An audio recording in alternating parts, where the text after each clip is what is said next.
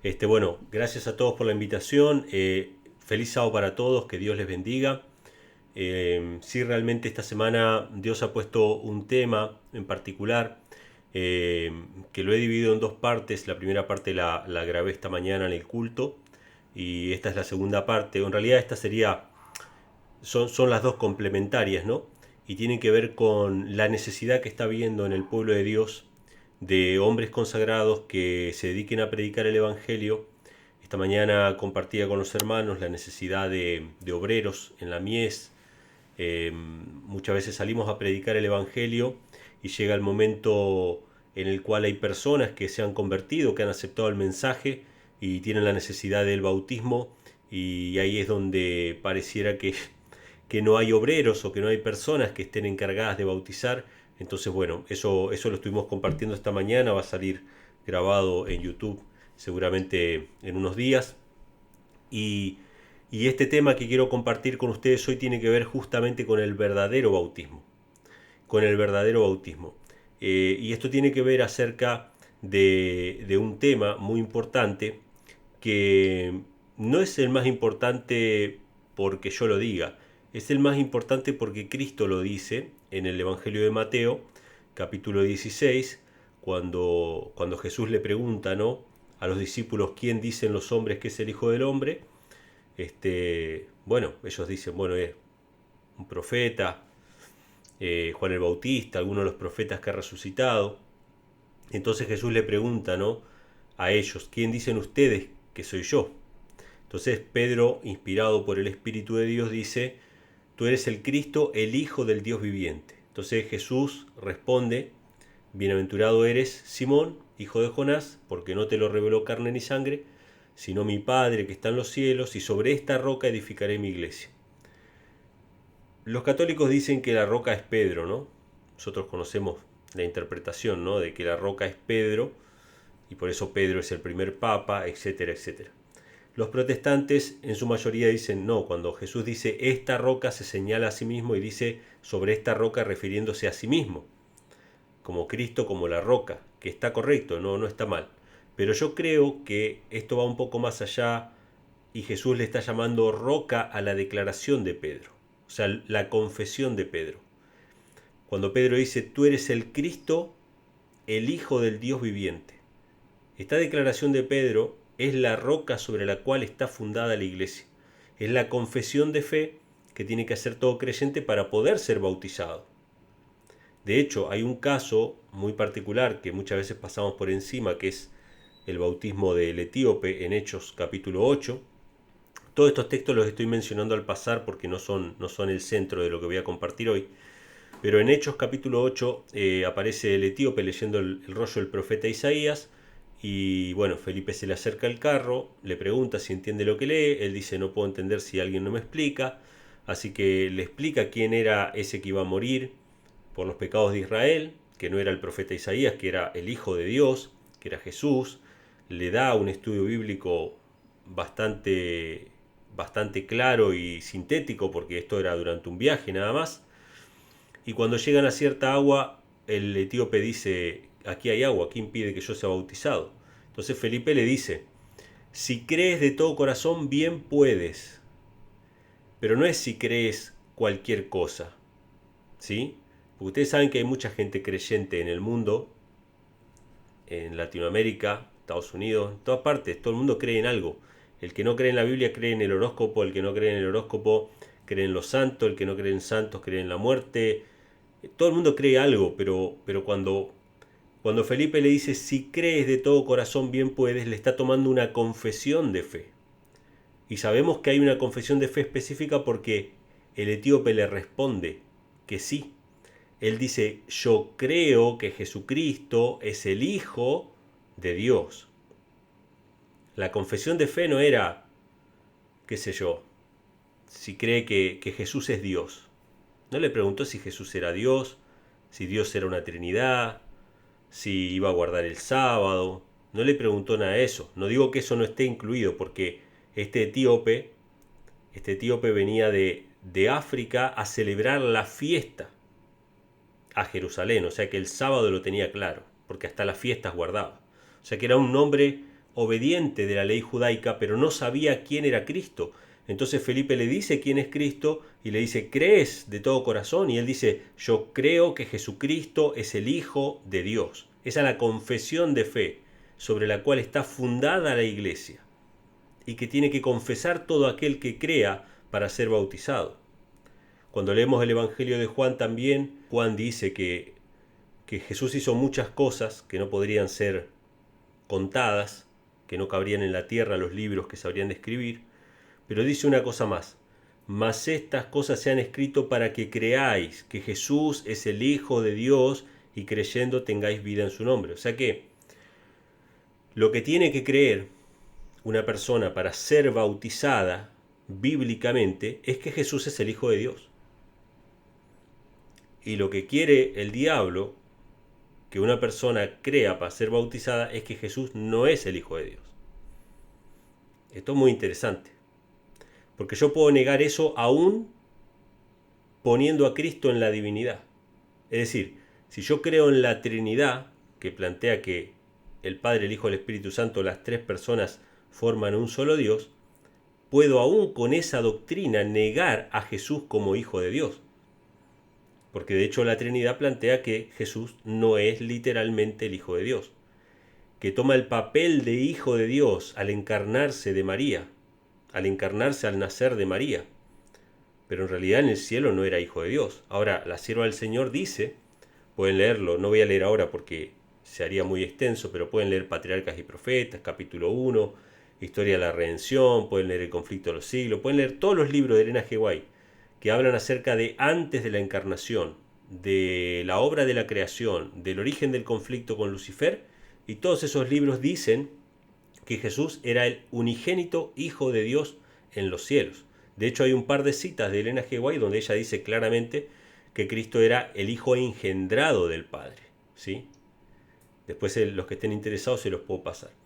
Ella dice, Jesús era un hijo, pero no un hijo como los ángeles, por creación. Tampoco era un hijo como lo somos nosotros por adopción, sino que era un hijo engendrado, rasgado del seno del Padre, que Dios lo envió a la tierra para morir por nosotros. Entonces, esto es lo más importante. Ahora, ¿qué pasa? El bautismo se ha vuelto una señal de parte de la Iglesia Católica para no reconocer que Jesús es el Hijo de Dios. Una de las doctrinas que la Iglesia Católica ha infiltrado en la mayoría de las denominaciones protestantes es la doctrina de la Trinidad. Voy a leerles lo que dice el Catecismo de la Iglesia Católica en el artículo 685, que habla sobre el Espíritu Santo. Yo voy a hablar un poquito sobre el Espíritu Santo hoy para que se vea que al aceptar a Jesús como Hijo literal de Dios, de ninguna manera se niega la existencia del Espíritu Santo, sino que se lo comprende en su verdadera naturaleza, ¿no? El Espíritu Santo como la presencia personal de Cristo con nosotros, ¿no? Del Padre y el Hijo en algunas ocasiones aparece en la Biblia. Pero voy a leerles lo que dice el Catecismo en el artículo 685 de la Iglesia Católica. Dice así: creer en el Espíritu Santo es profesar que el Espíritu Santo es una de las personas de la Santísima Trinidad, consubstancial al Padre y al Hijo. Con el Padre y el Hijo recibe una misma adoración y gloria. Por esta razón se ha hablado del misterio divino del Espíritu Santo en la teología trinitaria. ¿Qué es creer en el Espíritu Santo según la Iglesia Católica? Es aceptar la Santísima Trinidad, que el Espíritu Santo es una persona de la misma manera que el Padre y el Hijo y que recibe adoración juntamente con el Padre y el Hijo. Pero nosotros podemos leer la Biblia, hermanos, de tapa a tapa. Podemos leer de Génesis a Apocalipsis. Nunca vamos a encontrar un texto que hable de adorar al Espíritu Santo. Jamás. Citas de Elena G. White que hablen de adorar al Espíritu Santo. Jamás. No hay ni una sola. Toda la Biblia y todo el Espíritu de Profecía dicen que tenemos que adorar al Padre y al Hijo. Todo. De hecho hay una cita de la sierva del Señor que dice, solamente el Padre y el Hijo deben ser exaltados. Así lo dice. El libro de Apocalipsis, capítulo 5, menciona que toda la creación, al final del conflicto, van a cantar a una al que está sentado en el trono y al Cordero sean la gloria, la honra y la alabanza por los siglos de los siglos. ¿A quién van a adorar todas las criaturas por los siglos de los siglos, al Padre y al Hijo. ¿Sí? Esto es lo que dice la Biblia, esto es lo que dice el Espíritu de Profecía, no podemos negar eso. Ahora, ¿eso significa una inexistencia del Espíritu Santo? No, en absoluto. Pero sí es importante que entendamos esto para entender el verdadero bautismo, hermanos. Porque el verdadero bautismo tiene que ver con morir con Cristo y renacer a una nueva vida. Y la manera en que lo hagamos, y esto, hermanos, yo quiero hacer una aclaración. Siempre va a primar la misericordia ante todo, siempre va a primar la intención del corazón. Pero el hecho de que conozcamos algo nuevo o de que veamos algo para mejorar, no significa que lo que hayamos hecho en el pasado esté todo mal. ¿Se entiende? Una hermana hace poco estaba dando su testimonio en la escuela sabática y ella decía, bueno, que ella había sido católica y después había sido adventista en la iglesia y ahora conoció esto del Padre y el Hijo y dice, bueno, y al final todo ese tiempo yo estuve equivocada. Y entonces yo le tuve que explicar, hermana, mire, no crea que Dios no aceptó su servicio cuando usted ignoraba la verdad. Dios aceptó su servicio. Dios se gozaba en verla a usted adorándolo o buscándolo de diferentes maneras y esa luz fue progresiva y ella fue conociendo más verdad y Dios no desechaba su adoración. Entonces, hermanos, nunca veamos una verdad o un mensaje, si es que ustedes ven algo de luz o verdad en este mensaje, como que todo lo que hicimos antes entonces estaba mal y no sirvió. No, sí sirvió. Primeramente sirve de experiencia. Aparte, nuestra experiencia con Dios, si es genuina, no cambia en absolutamente nada. Los que han sido bautizados y entregaron su corazón a Dios de todo corazón, yo no estoy diciendo que se tengan que volver a bautizar ni nada por el estilo. No quiero que lo tomen de esa manera. Porque, hermanos, a veces el corazón carnal siempre toma la verdad como una carga, como un problema. Y eso cierra la puerta muchas veces para aceptar la verdad. La verdad nunca tiene que ser una carga o un problema. Es mayor luz. Si hay mayor luz, nos tenemos que gozar. Si podemos mejorar, mejoramos. Si ya lo hecho está, bueno, lo hecho está. Dios es misericordioso. Pero recordemos que tenemos un Padre misericordioso. No nos pongamos cargas de antemano. Entonces vamos a ver qué es el Espíritu Santo también en esta pequeña presentación porque es importante para entender el verdadero bautismo.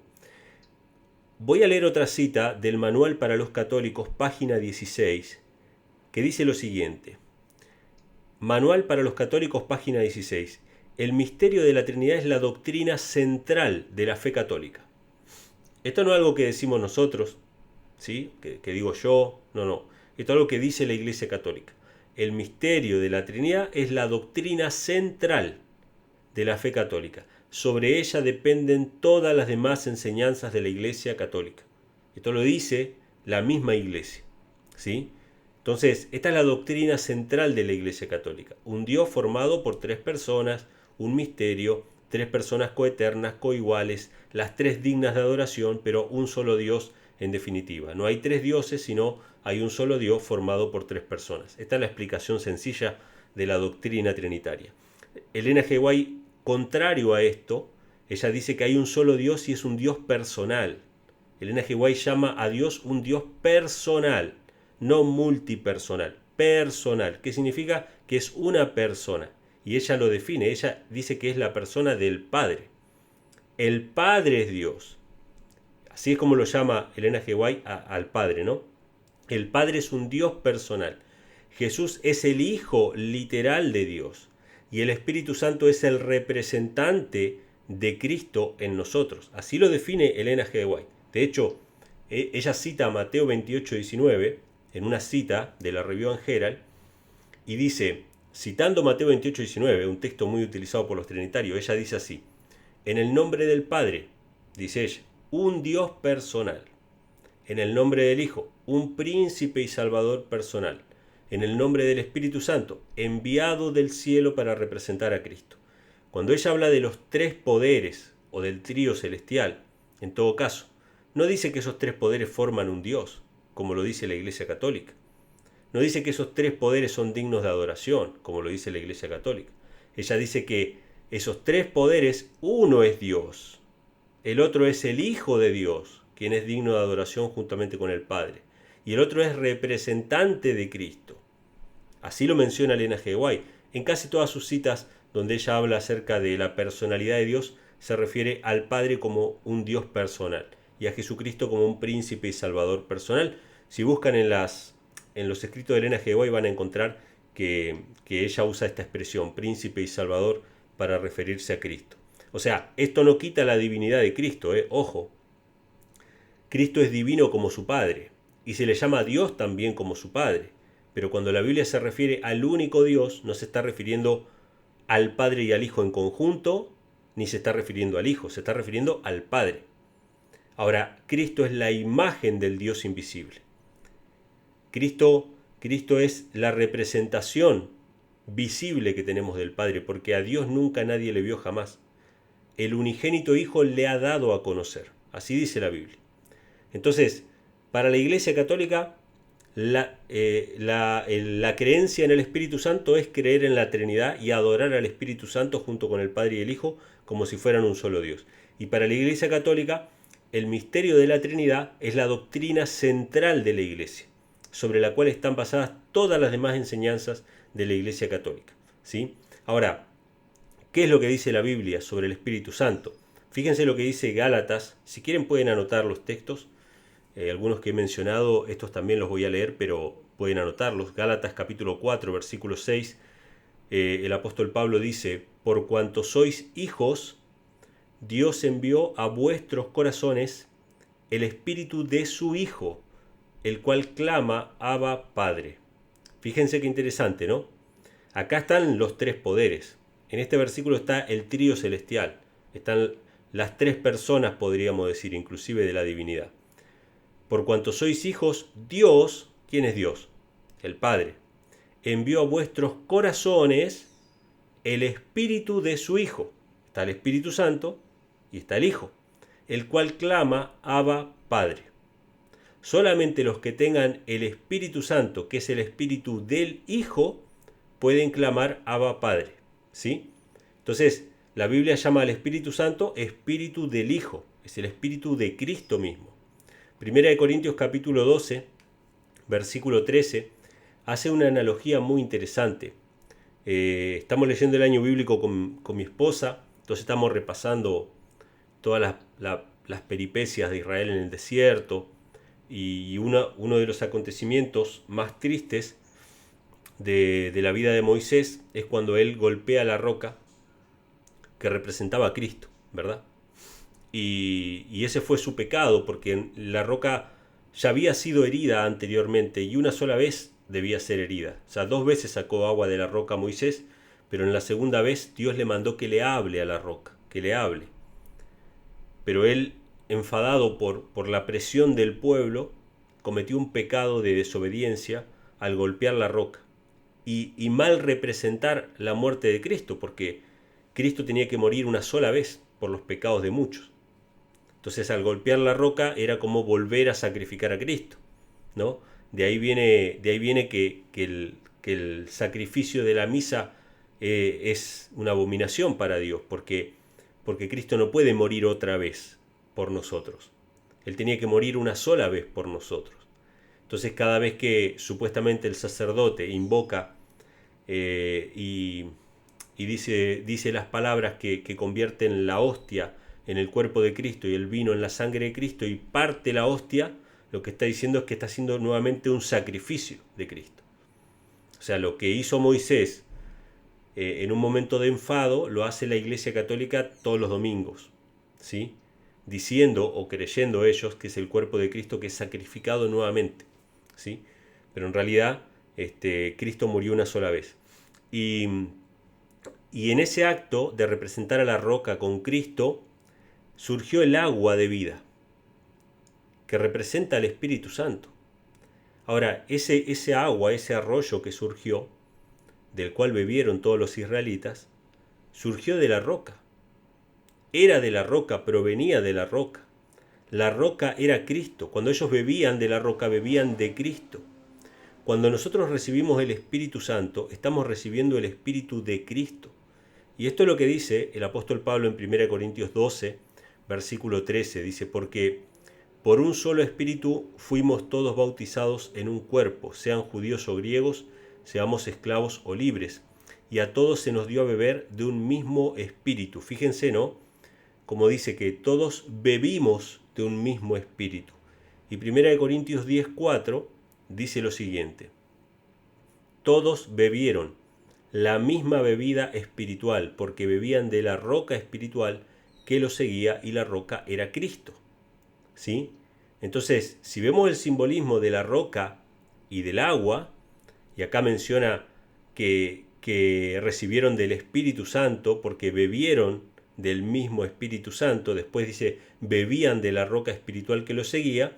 Entonces el Espíritu Santo es la vida de Cristo, es el Espíritu de Cristo que recibimos cada uno de nosotros, que proviene de la roca, que es Cristo Jesús. Primera de Corintios 6, versículo 17 dice: pero el que se une con el Señor, un espíritu es con él. ¿Sí? Entonces la Biblia menciona así al Espíritu Santo, creemos en el Espíritu Santo, pero el Espíritu Santo es el Espíritu de Cristo. Estamos hablando del mismo ser, del mismo individuo. ¿Sí? Entonces, 2 de Corintios capítulo 3, versículos 15 al 18, dice lo siguiente: aún hasta el día de hoy, cuando se lee a Moisés, el velo está puesto sobre el corazón de ellos, pero cuando se conviertan al Señor, el velo se quitará. Y escuchen lo que va a decir ahora: porque el Señor es el Espíritu, y donde está el Espíritu del Señor, allí hay libertad. Por tanto, nosotros, todos mirando a cara descubierta como en un espejo la gloria del Señor, somos transformados de gloria en gloria en la misma imagen, como por el Espíritu del Señor. Bueno, el apóstol Pablo es bastante claro al mencionar que el Señor es el Espíritu. ¿Sí? Lean todas las salutaciones del apóstol Pablo en sus cartas, van a ver que siempre Pablo dice lo mismo, ¿no? Que la paz de Dios y el amor del Señor Jesucristo sea con vosotros, cosas por el estilo. En todas sus salutaciones es Dios, Jesucristo, Dios y Jesucristo. Dios se refiere al Padre, Jesucristo se refiere al Hijo, ¿no? Y uno de los textos más conocidos, no lo vamos a leer ahora, pero pueden anotarlo si quieren, que es 1 Corintios 8:6, que menciona ahí, ¿no? Para nosotros hay un solo Dios, el Padre, y un Señor, Jesucristo. ¿Sí? O sea, la Biblia es bien clara con respecto a eso. El Espíritu Santo es el Espíritu de Cristo, ¿sí? Que también hay un manto de misterio sobre la naturaleza del Espíritu Santo. Elena G. White lo explica esto. Dice que no nos corresponde a nosotros querer explicar acabadamente qué es el Espíritu Santo o cuál es su naturaleza. Esto fue vedado con un misterio para nosotros. Y obviamente tiene todo el sentido de que así sea, porque justamente el conflicto en el cielo comenzó con esta cuestión, ¿no? ¿A cuántos había que adorar? Satanás propuso que él tenía que ser adorado juntamente con el Padre y el Hijo. Creo yo, personalmente, que este manto de misterio sobre el Espíritu Santo sirve para probar los corazones, quién es leal a Dios al adorar al Padre y al Hijo nada más.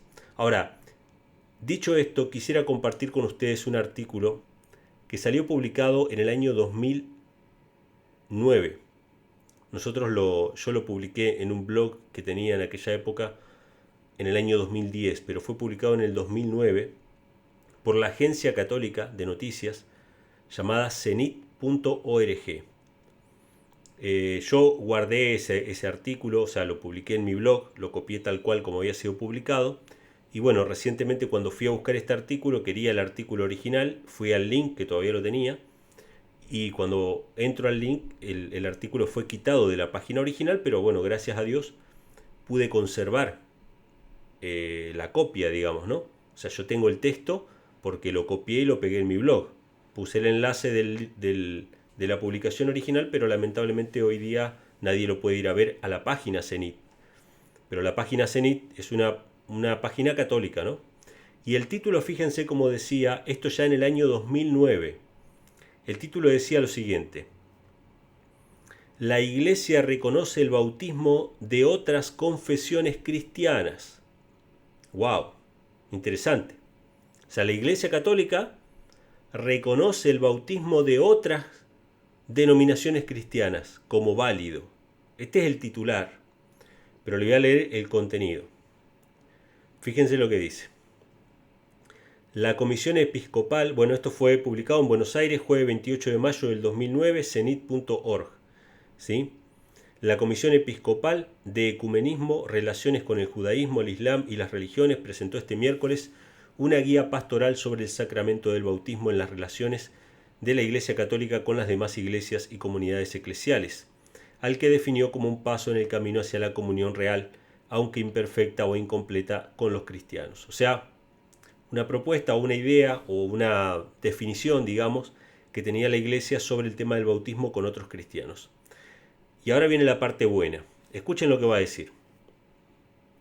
El presidente de la comisión, Monseñor Carlos Humberto Malfa, obispo de Chascomús, explicó que se reconoce como único y válido el bautismo realizado mediante la administración o inmersión, o sea, por aspersión o por inmersión, en agua, con la forma trinitaria Padre, Hijo y Espíritu Santo, y subrayó que el bautismo es imborrable e indeleble y fundamento del compromiso ecuménico de la Iglesia. ¡Wow! ¿Qué es lo que está diciendo este sacerdote, vocero de la Iglesia Católica? Está diciendo que la Iglesia Católica reconoce el bautismo de otras denominaciones cristianas como válido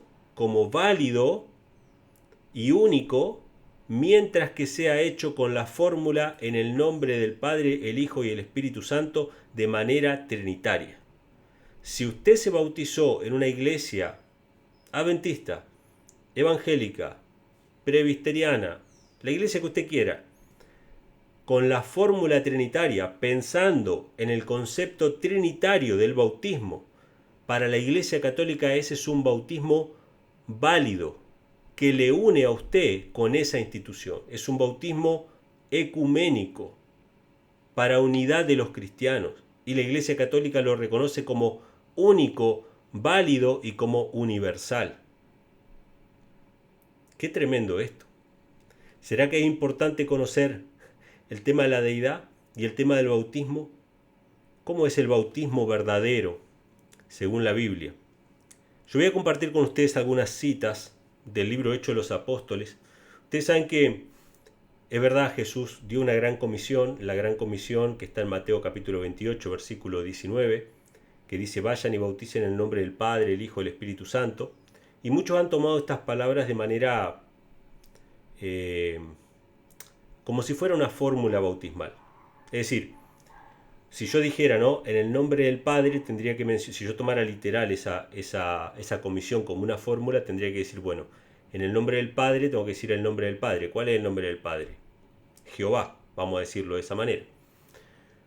Si dijera, bueno, en el nombre del Hijo, yo no tengo que levantar la mano y decir en el nombre del Hijo. Tengo que mencionar el nombre del Hijo. Y el nombre del Hijo es Jesús, ¿sí?, según lo que la Biblia presenta, ¿no? Entonces yo tendría que decir, en ese bautismo tendría que decir, en el nombre de Jehová, en el nombre de Jesús, y después dice en el nombre del Espíritu Santo. Y ahí tenemos un problema, porque si esta fuera una fórmula bautismal, yo no puedo levantar la mano como hacen los pastores hoy en día, que dicen, como ministro del Evangelio te bautizo en el nombre del Padre, el Hijo y el Espíritu Santo. Yo tendría que decir en el nombre de Jehová, literalmente, en el nombre de Jesús y en el nombre, y no tengo un nombre para mencionar del Espíritu Santo, un nombre personal, un nombre propio, ¿sí? Entonces, por eso es que esta no es una fórmula bautismal, esta es una comisión que abarca una serie de hechos, una serie de cosas que tienen que ver con la predicación misma. Lo vamos a ver ahora a continuación, y a usted le va a quedar bien claro. Pero vamos a ver cómo bautizaron todos los apóstoles que estuvieron presentes cuando Jesús dio esa comisión, cómo fue que pusieron en práctica el bautismo. En Hechos capítulo 2, versículos 36 al 38, esto es muy cerca de esa gran comisión, esto fue unos pocos días después de esa comisión, que fue en el día de Pentecostés. Jesús murió en la Pascua y esto fue en Pentecostés, fue 50 días después. Pedro predicó y mucha gente escuchó el mensaje y realmente fueron tocados por el Espíritu Santo, ¿no? Hechos 2, 36 al 38 dice: sepa pues ciertísimamente toda la casa de Israel que a este Jesús a quien vosotros crucificasteis, Dios le ha hecho Señor y Cristo. ¿Quién lo hizo Señor y Cristo a Jesús? Dios. El Padre es Dios, Jesús es su Hijo, y el Padre hizo de su Hijo un Señor y un Cristo. Eso es lo que dice el apóstol Pedro. Al oír esto se compungieron de corazón y dijeron a Pedro y a los otros apóstoles: varones hermanos, ¿qué haremos? Y acá viene la cuestión. Ellos preguntan: ¿qué haremos? Pedro les dijo: arrepentíos. Primer punto, arrepentíos. El arrepentimiento, hermanos, es un arrepentimiento para con Dios el Padre. Así lo dice el apóstol Pablo, ¿no? En una de sus confesiones de fe. El arrepentimiento es para con Dios el Padre. Dice: arrepentíos y bautícese cada uno de vosotros en el nombre de Jesucristo. ¿Sí? Esto es, en el nombre de Jesús. O sea, la inmersión es morir con Cristo y ser sepultado con Cristo en el nombre de Jesús para salir a una nueva vida. Dice: para perdón de los pecados, y recibiréis el don del Espíritu Santo. O sea, fíjense que ahí aparecen los tres poderes, ¿no? O el trío celestial, como querramos llamarlo. Arrepentimiento para con Dios el Padre, sumergirme en las aguas y morir con Cristo en el nombre de Jesús, y nacer a una nueva vida y recibir el Espíritu Santo. Eso es: vayan y bauticen en el nombre del Padre, el Hijo y el Espíritu Santo. No es levantar la mano y decir: yo te bautizo en el nombre del Padre, el Hijo y el Espíritu Santo. La comisión de Mateo 28:19 es una comisión y no una fórmula bautismal. La Iglesia Católica adoptó esto como una fórmula bautismal y ahora dice: todos los que se bauticen con esa fórmula y creyendo en la Trinidad, entonces esas personas, su bautismo para nosotros es válido y es único, es el mismo que nosotros. Por más que nosotros es por aspersión y ellos por inmersión, es el mismo bautismo. Porque están creyendo que Jesús no es el Hijo de Dios. Esa gente que se bautiza de esa manera no cree que Dios tenga un hijo y no cree que Jesús sea el Hijo de Dios. Se va entendiendo, hermanos, cómo es importante esto. Pero el bautismo, propiamente el acto de la inmersión, lo hicieron en el nombre de Jesús. Pedro dijo: en el nombre de Jesús. Es el nombre que tiene que ser invocado. Hechos capítulo 8, versículos 14 al 17. Los dos textos que voy a leer a continuación van a ver que siempre están los mismos factores: el arrepentimiento, la inmersión y los dones espirituales o el don del Espíritu Santo, ¿no? O sea, el Espíritu Santo existe y el Espíritu Santo viene a todos aquellos que se bautizan y que se arrepienten. Y a veces incluso hasta pueden cambiar el orden de los factores. Vamos a ver el caso de Hechos capítulo 8, versículos 14 al 17. Cuando los apóstoles que estaban en Jerusalén oyeron que Samaria había recibido la palabra de Dios, enviaron allá a Pedro y a Juan, los cuales, habiendo venido, oraron por ellos para que recibiesen el Espíritu Santo, porque aún no había descendido sobre ninguno de ellos, sino que solamente habían sido bautizados en el nombre de Jesús. Entonces les imponían las manos y recibían el Espíritu Santo. O sea, esta gente había aceptado el mensaje, que es el arrepentimiento para con Dios, habían sido bautizados en el nombre de Jesús y ahora faltaba en el nombre del Espíritu Santo, que era imponerle las manos y que reciban el Espíritu Santo.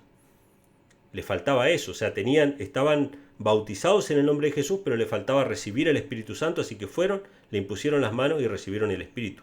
Hechos capítulo 10, 47 al 48 muestra un caso al revés.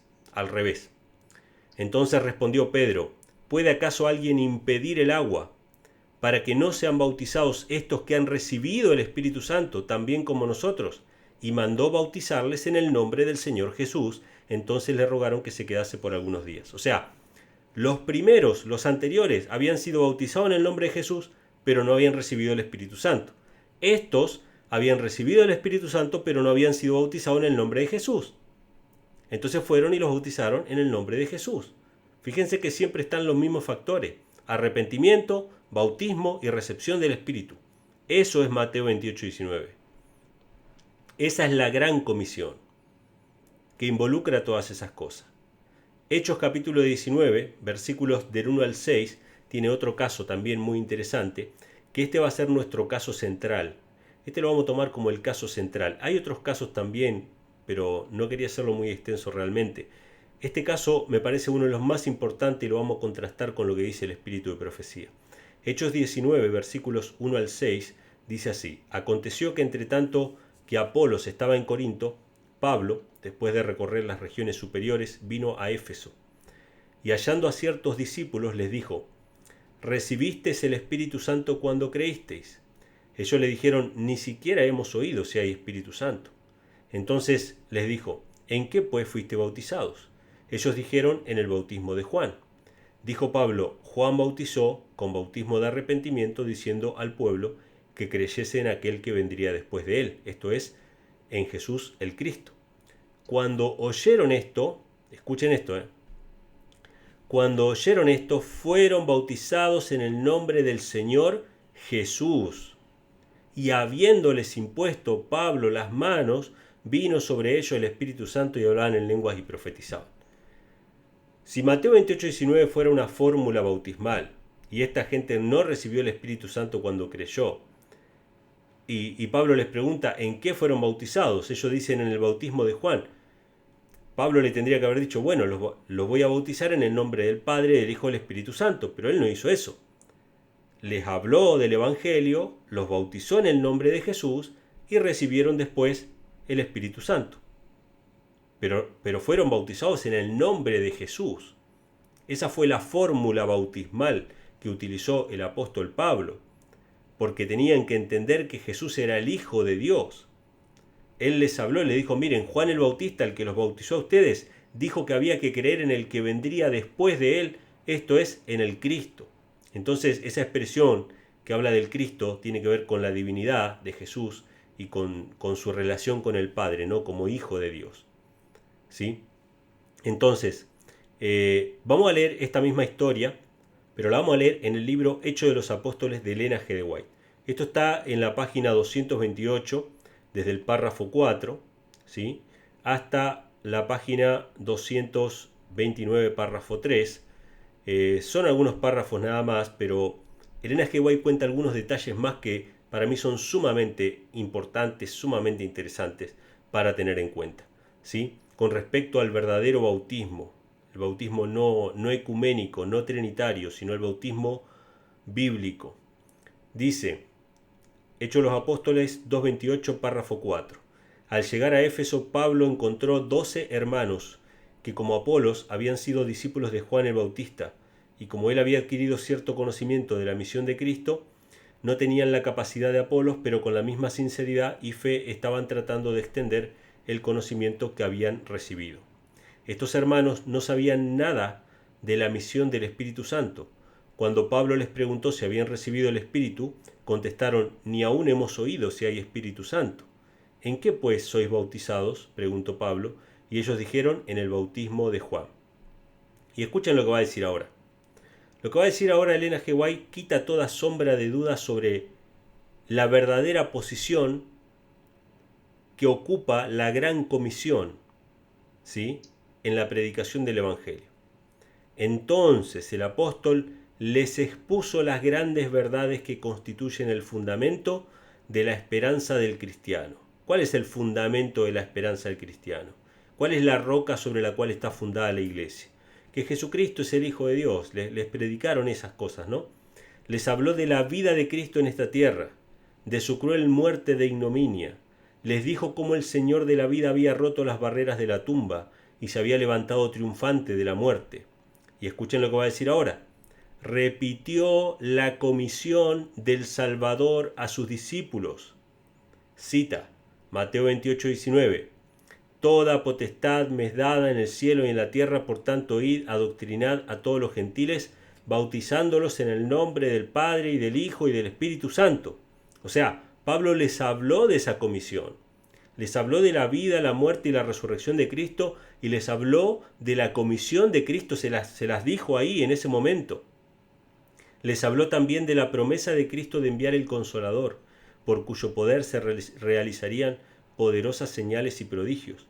Describió cuán gloriosamente esta promesa se había cumplido el día de Pentecostés. O sea, les habló de todo lo que ellos no sabían, porque habían escuchado de Juan el Bautista, sí, pero no sabían que Cristo era el Hijo de Dios, no sabía que Él les había prometido el Consolador, no sabía la gran comisión de Mateo 28:19, se las dijo tal cual.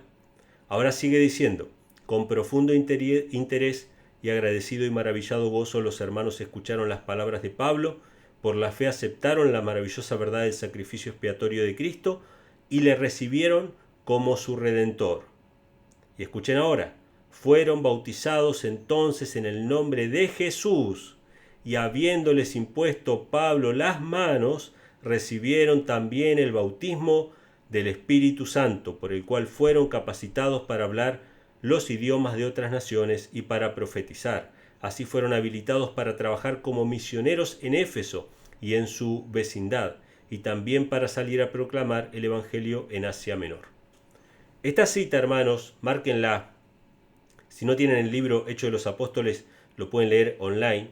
Es Hechos de los Apóstoles, página 228, desde el párrafo 4 hasta la página 229, párrafo 3. Esta cita márquenla. ¿Por qué?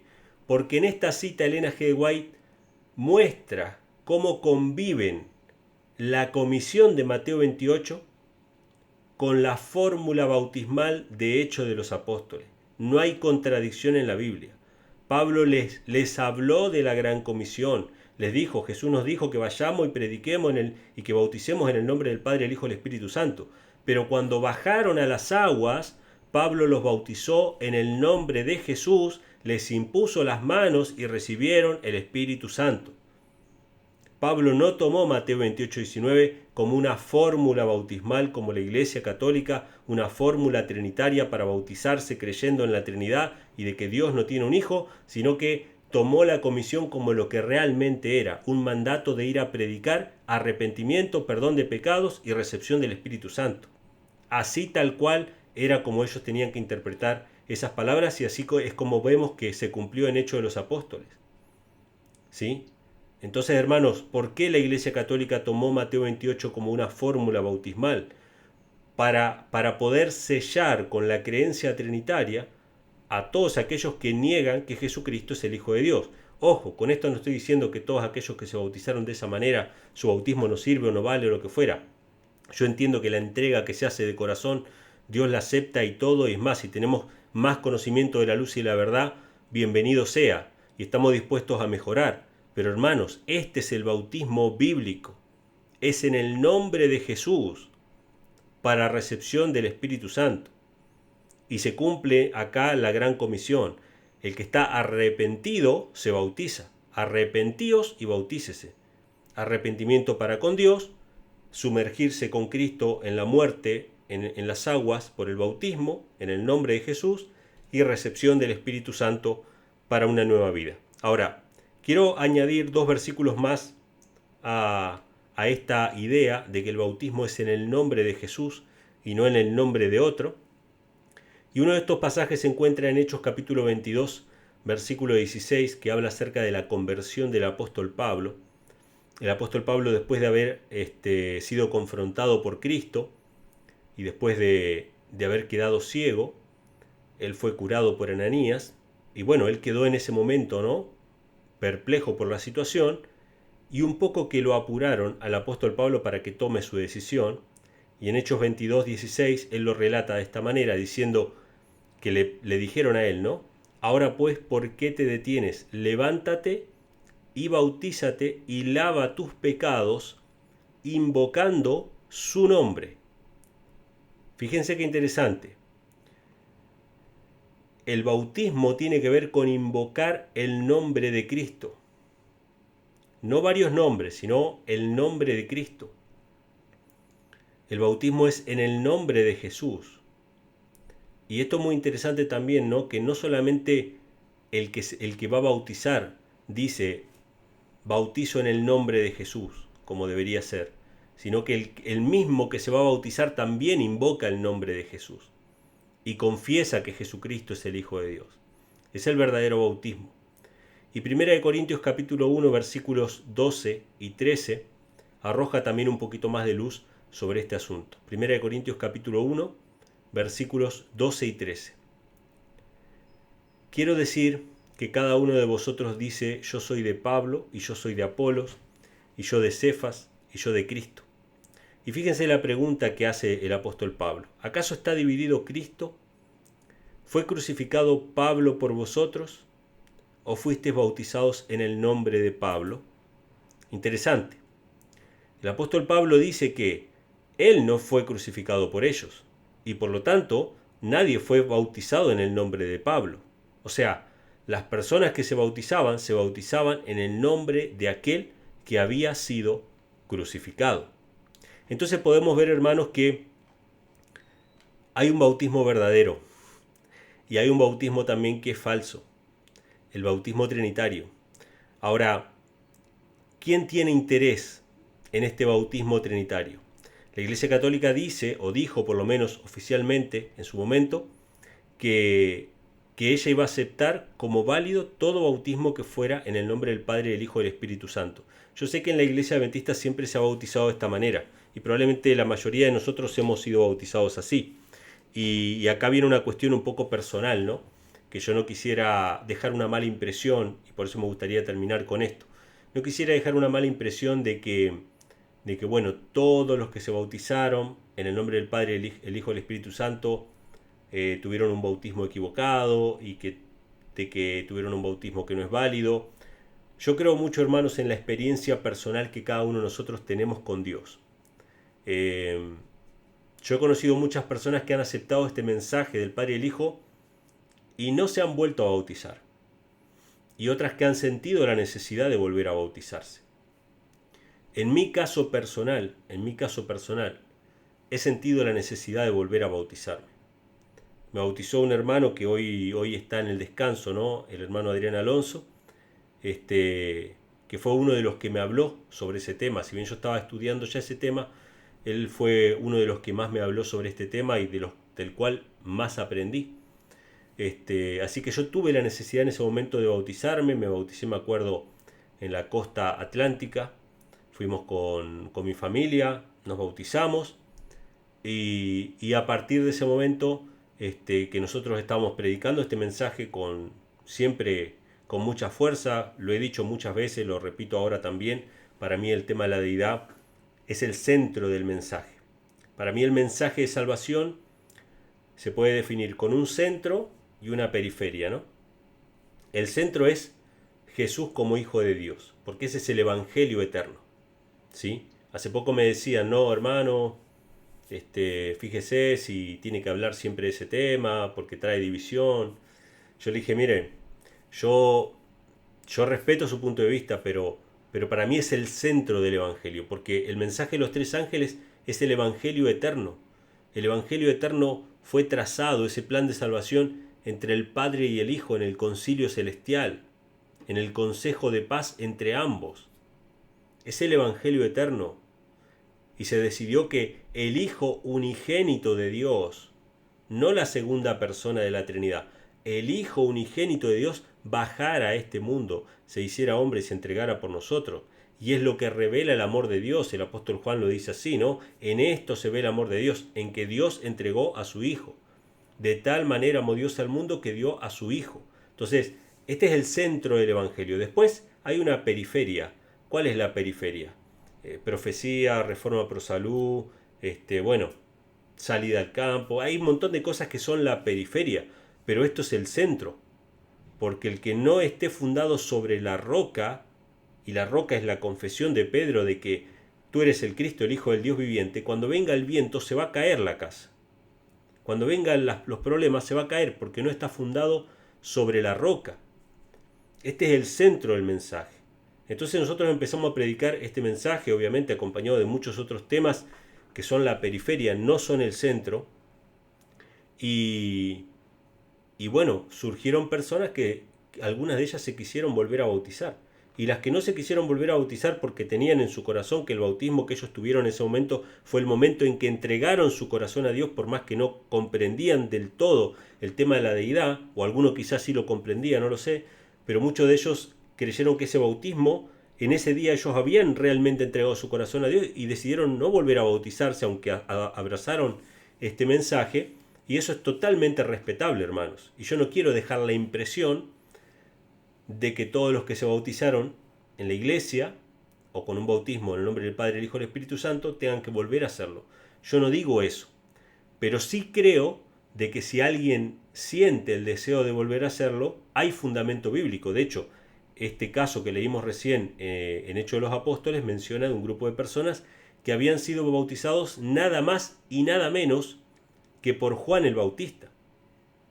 O sea, no fueron bautizados por cualquiera, fueron bautizados por Juan. Pero habían cosas que ellos todavía no habían tenido claras. No sabían qué era el Espíritu Santo, no sabían quién era el Hijo de Dios. Y cuando ellos conocieron eso, decidieron volver a bautizarse. En el nombre de Jesús. En el nombre de Jesús. Y recibieron el Espíritu Santo. Entonces, este tema es para llamar la atención, hermanos, al verdadero bautismo y sobre todo a la necesidad de que nosotros asumamos la responsabilidad como pueblo para que cuando surjan personas deseando entregar su vida al Señor, sepamos también cómo debemos bautizar a esas personas. Porque yo sé que el Señor va a ir levantando, la mies es mucha, los obreros son pocos, pero Dios va levantando obreros y ministros que estén dispuestos a predicar este mensaje. Y obviamente si no estamos dispuestos a bautizar a las personas, ni empecemos a predicar porque, bueno, o sea, en algún momento la gente se va a querer bautizar. O alguien va a ser tocado por el Espíritu Santo y se va a querer bautizar. Así que, hermanos, esta es la importancia del bautismo. No es un tema menor. Para la Iglesia Católica no es un tema menor cómo te bautizas. Para la Iglesia Católica el único y válido bautismo universal es en el nombre del Padre, del Hijo y del Espíritu Santo, el bautismo trinitario. Si te bautizaste con ese bautismo, dice la Iglesia Católica, para nosotros sos nuestro hermano. No hay problema. Si es por aspersión, por inmersión, eso no nos importa. Entonces, si leemos en la Biblia y vemos lo que dice el Espíritu de Profecía y cómo los apóstoles bautizaban, hermanos, es claro de que el concepto trinitario que niega que Jesús sea el Hijo de Dios se impone aún a través del bautismo y es necesario que nosotros como iglesia y como pueblo volvamos al bautismo bíblico. ¿Sí? Dicho todo esto, hermanos, bueno, les deseo que tengan un feliz sábado, que este tema sirva para meditar, para estudiar, no crean todo lo que yo he dicho, vayan, investiguen, busquen y bueno, que Dios les pueda guiar y mostrar en cada paso que tengan que dar. Que Dios les bendiga y bueno, feliz sábado para todos.